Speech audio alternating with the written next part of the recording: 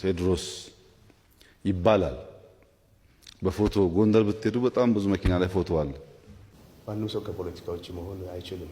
ሁለተኛ ፖለቲካዊ ጉዳይ ማንሳት ደግሞ እንደ ኮነን የሚታይ ነገር መሆን የለበትም። ሁላችንም ጉዟችን አንድ እንደመሆኑ መጠን ኢኮኖሚያዊ፣ ፖለቲካዊ፣ ማህበራዊ ጉዳይ እንደ ዜጋ ይመለከታል። አሁን ሚኒሊክ ይባላል። በታሪክ እንደምታውቁት አጼ ሚኒሊክ ሞተው 7 ዓመት እኮ ህዝቡ አያውቅም። በአዝማሪ ነው የጠፉ ምናምን የሚባል እንጂ ህዝቡ አያውቅም፣ አልተነገረውም። ዛሬ እኛ እንዲህ የምንወዳቸው ንጉሥ 7 ዓመት ሙሉ ሞተው እንዴት ተደበቀ? እንዴት ተደበቀ? 7 ቀን እኮ አይደለም፣ 7 ዓመት በጣም ረጅም ጊዜ ነው። አሁን ካለፈ በኋላ የምናደርገው ዋጋ የለውም። ያን አብረን ቆመን ረድተን ጊዜያቸው ካለፈ በኋላ አለፈ። ተመልሰው ምንም ማድረግ አይችሉም። ታሪክ ነው። ቴዲን አፍሮን አብረው አስረውታል ነው ያቃል። ታስሯል ቴዲ።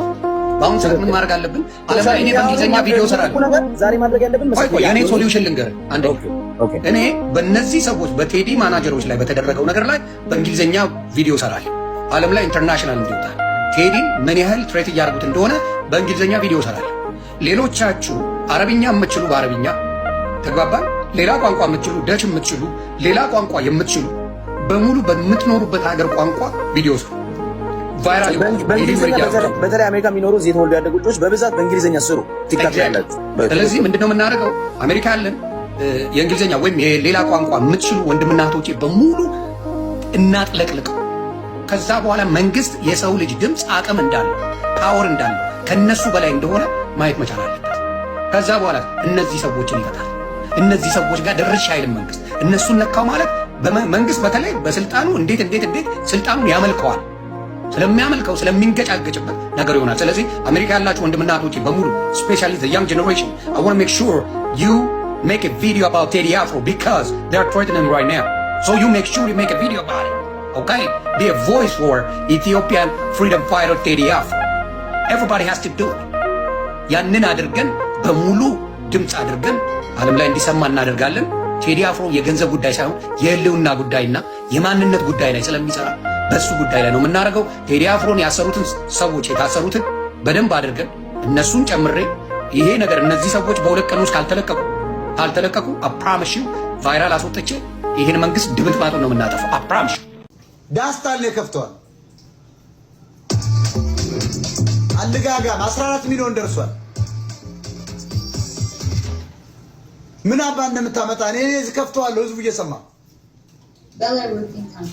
ኢትዮጵያ ያለው ወጣት እንዲሰማ ከፍተዋል። ከልክላላ እንዳይከፈት ከለከሉ። አዲስ አበባ ውስጥ ባህር ዳር ውስጥ በሙሉም ከተማ ተከልክሏል። እኔ ከፍተዋለሁ። እዚህ ማይ ይከፈታል። ምን አባ ታመጣ ይከፈታል።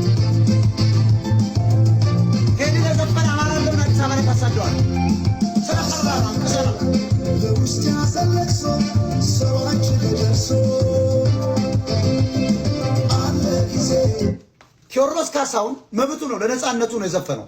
እኛ ዘገየ ለአማራ ድምፅ አልሆንም፣ ጤፍ በቆሎ አልሰጠም፣ አልረዳም ነው የኔ ተቃውሞ። ይሄ ነገር እንደውም ለአማራ ጠንቅ ነው እያልኩ ነው። ዘፈኑ ኦሮሞችን ካውንተር አታክ ፈጠሩብን እያልኩ ነው እንጂ ቴዲ የዘፈነው ትክክል ዘገየ ነው። እስካሁን ለአማራ ምን አድርጓል እያልኩ ያለው። አሁን የቴዲን ዘፈን የሚወዱትም የማይወዱትም ያዳምጡታል። ይሄን ዘፈን አምጪ ልስን እኔ ራሱ የማያዳምጠው ቋንቋው የማይችለው አስተርጎ ነው የሚያዳምጠው። አሁን ራሳቸው ላይ ነው የተኮሱት እያልከኝ ነው። አሁን ስማ ከአክሱም እስከ ሞያሌ እስከ ደወሌ ምንድነው መንግስትን እንዲያስበረገገው የሚለውን it has made it the most awaited album of the year።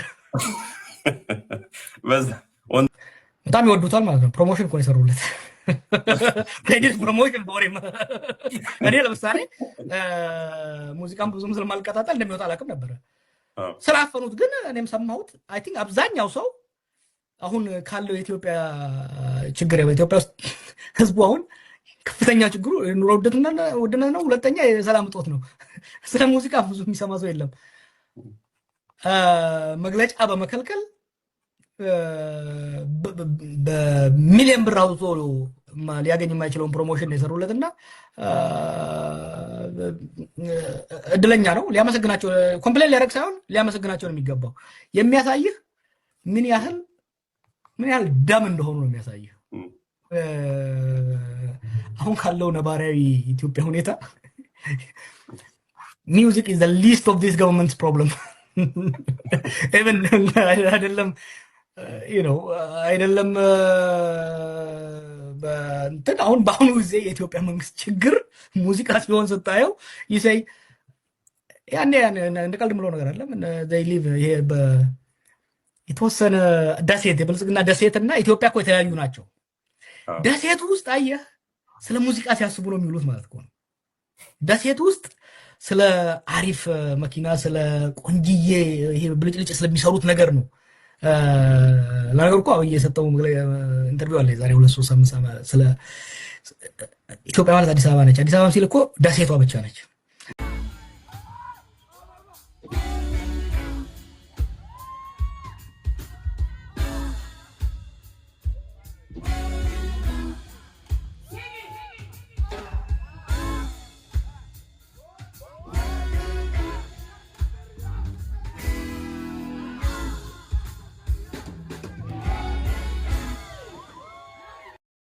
ለደሴቷ የቴዲ ዘፈን አሳሳቢ ነው።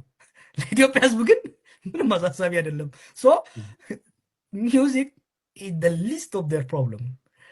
ግን በእንትን ራሱ በጠላትነት ደረጃ ብታስቀምጥ እንኳን በጣም ትልቅ የምፈራው ነገር አይደለም።